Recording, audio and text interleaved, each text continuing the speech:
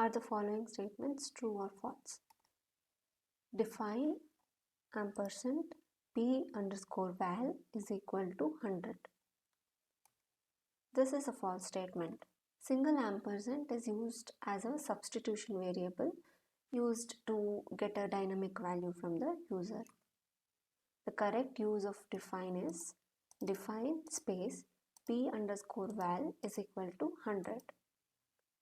The define command is an SQL command. It is a false statement because the define command is an ISQL star plus command.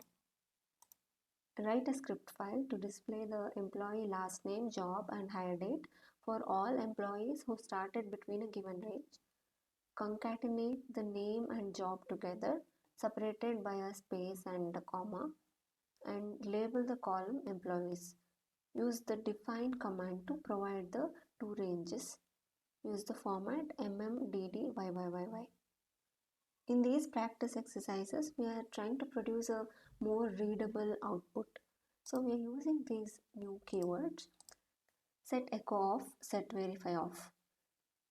These commands disable the display of SQL statements and variable substitutions on the screen respectively.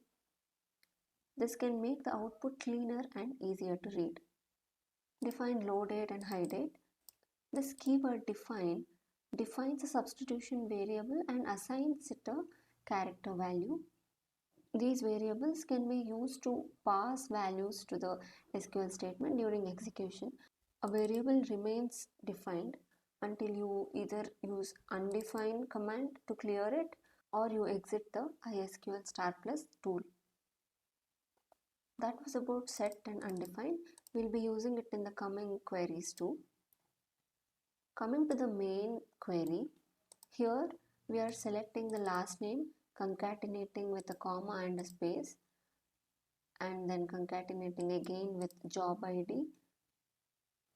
This will be named as employees, and the other column is hire date from employees, where hire date between the two given dates, and their format is this. Low date value will be assigned from here 1/1/1998. High date will be taken from here 1/1/2003. Let's run this.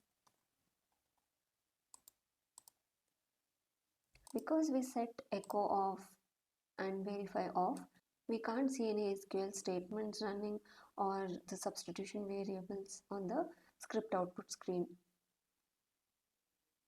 Let's see the query result. You can see employee last name is concatenated with a comma and a space along with their job ID, and it is named as employees. The other column is hire date. This is between the given date range. Write a script to display the employee last name, job and department name for a given location. The search condition should allow for case insensitive searches of the department location. First, set echo off, set verify off. Next, column last name, heading, employee space name in capital letters, and then column department name, heading, department space name. Here we are giving headings to these two columns. Last name will be displayed as employee space name, then department name will be displayed as department space name, and in the end we are actually clearing that heading. Coming to the main query, select e.last name, e.job ID, d.department name from employees E, departments D, location L, where e.department ID is equal to d.department ID, linking the department and employee tables, and L.location ID is equal to d.location ID, linking the location and department tables, and L.city is equal to init cap of ampersand p location inside single inverted commas. Ampersand prompts the user to provide a value, and that value will be converted into init cap, that is the first letter will be capitalized. Clearing the column headings, set verify on, set echo on. Let's run this. Let me give the location as Seattle.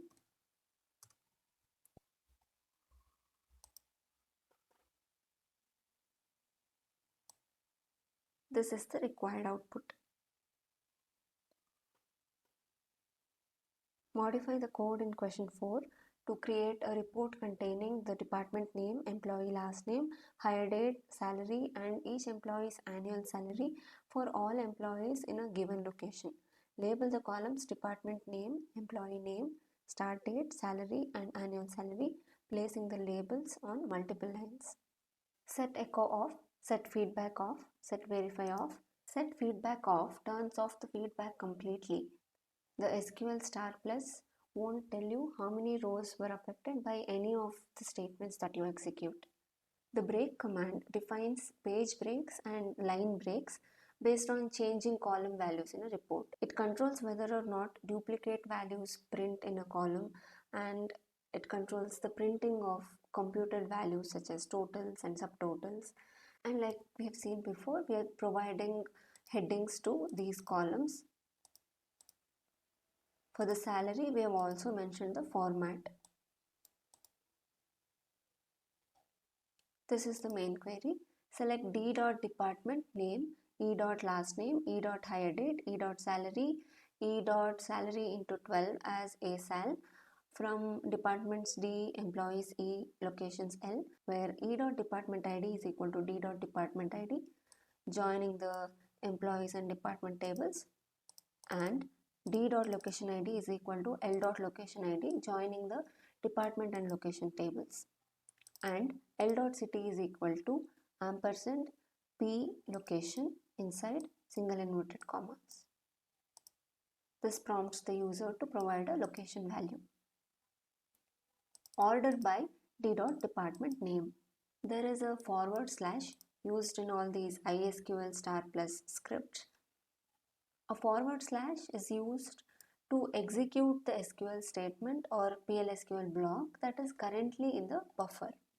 In the end, we are clearing all the column headings, clear the break as well, then set the verify, feedback and echo on as it was before. Let's run this. Give a value. This is the required output.